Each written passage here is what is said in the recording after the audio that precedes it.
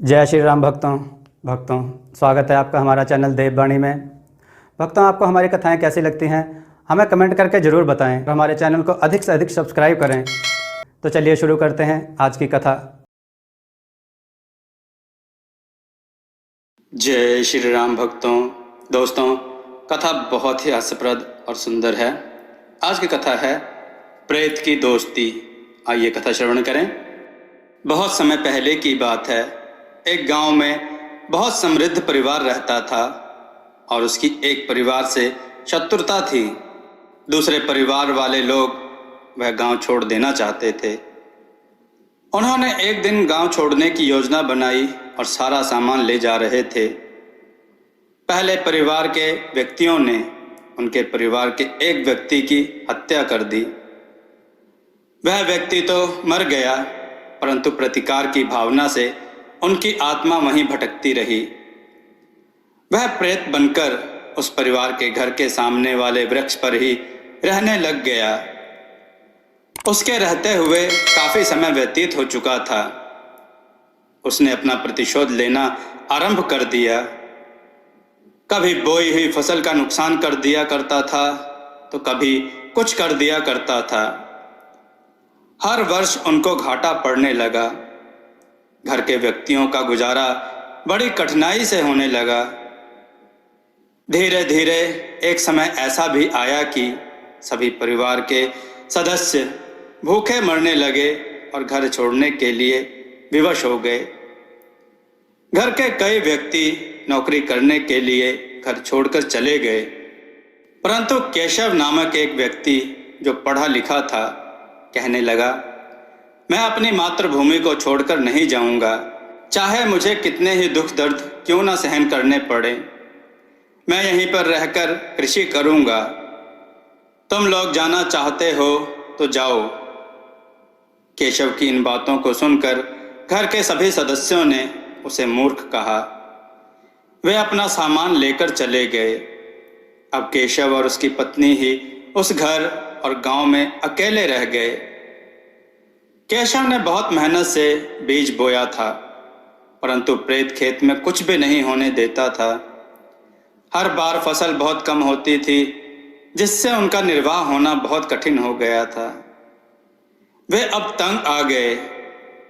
उसकी पत्नी उससे लड़ती झगड़ती रहती थी और उसे घर बार छोड़कर कहीं और नौकरी करने के लिए कहा करती थी, परंतु वह ना माना। जब काफी समय इसी तरह लड़ाई झगड़े में व्यतीत हो गया तो वह घर छोड़कर नौकरी पर जाने के लिए तैयार हो गया। अंत में एक दिन केशव घर छोड़ दिया और अपनी पत्नी को उसके पीहर में छोड़कर आजीविका के लिए चल पड़ा।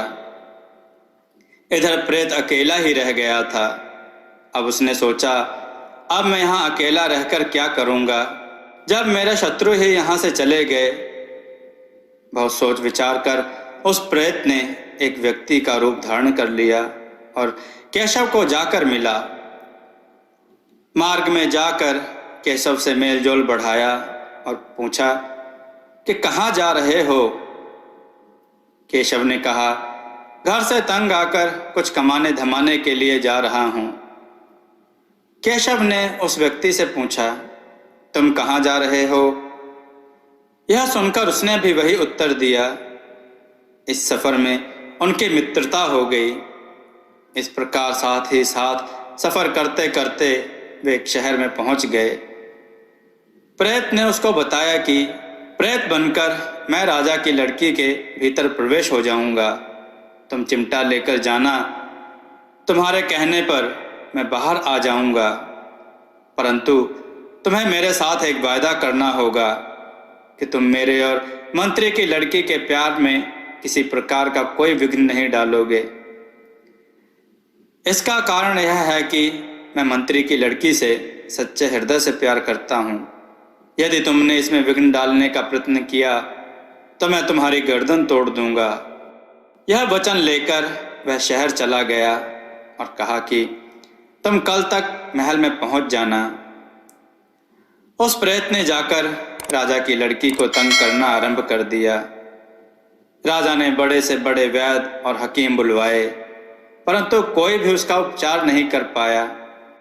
राजा ने आदेश जारी कर दिया और ढिंढोरा पिटवा दिया कि यदि कोई भी व्यक्ति राजकुमारी को पूरी तरह से ठीक कर देगा तो मैं उसका विवाह राजकुमारी से कर दूंगा। बहुत से व्यक्ति अपना भाग्य आजमाने के लिए आए, परंतु वे राजकुमारी को ठीक ना कर सके। इस प्रकार वे सभी निराश होकर अपने घर लौट गए। एक दिन केशव साधु के रूप में वहां पर अलख निरंजन करता हुआ आ गया। राजा ने उसका बहुत आदर सत्कार किया और अपने से ऊंचे आसन पर बिठाया। राजकुमारी का सारा हाल उसे बताया तो केशव ने चिकित्सा करने का वायदा किया। साधु को राजकुमारी के कमरे में ले जाया गया। राजकुमारी बहुत ही दुविधा में थी। साधु ने ऐसे ही मंत्र पढ़ने आरंभ कर दिए और कई घंटों तक मंत्र ही गुनगुनाता रहा। अंत में राजा को कहा कि इसमें एक प्रेत का वास है, मैं इसकी चिकित्सा कर सकता हूँ, मैं प्रेत को निकाल दूंगा। उसने राजा के सामने प्रेत से कहा कि तुम चले जाओ, परंतु जाते समय अपनी कोई पहचान छोड़ जाओ। यह सुनकर प्रेत ने कहा कि मैं बाहर बाग में से एक वृक्ष को उखाड़ कर जाऊंगा। प्रेत चला गया और उसने बाग के एक वृक्ष को भी उखाड़ दिया। अब केशव का विवाह राजकुमारी से संपन्न हो गया। अब वह आनंददायक जीवन व्यतीत करने लगा। अब उस प्रेत ने मंत्री की लड़की को तंग करना आरंभ कर दिया। उसके इलाज के लिए केशव को कहा गया, परंतु केशव ने उपचार करने के लिए इनकार कर दिया। अंत में उसकी किसी ने नहीं सुनी और खींच कर ले गए। केशव ने जाकर प्रेत से कहा, मैं अपनी इच्छा से नहीं आया हूँ, ये लोग मुझे जबरदस्ती ले आए हैं, इसमें मेरा कोई दोष नहीं, मैंने तो अपना वादा पूरा करना चाहा था। मुझे किसी भी राज्य अथवा धन की कोई आवश्यकता नहीं है। चलो हम वहीं चलते हैं, हमें इनसे क्या लेना देना, यहाँ कोई भी वादे को निभा नहीं सकता। वे दोनों फिर से अपने मकान में और अपने गांव वापस आ गए। वहाँ प्रेत उसकी सहायता करने लगा और दोनों भरपेट खाना खाने लगे। इस प्रकार यह वर्षों पुरानी शत्रुता मित्रता में बदल गई। दोस्तों, आपको यह कथा कैसी लगी? अपने विचार और सुझाव कमेंट में जरूर दें। हमारी कथाओं को लाइक करें, हमारे चैनल को सब्सक्राइब करना न भूलें। हमारी कथाओं को शेयर जरूर करें जिससे लोगों को अच्छा ज्ञान प्राप्त हो। जय श्री राम भक्तों।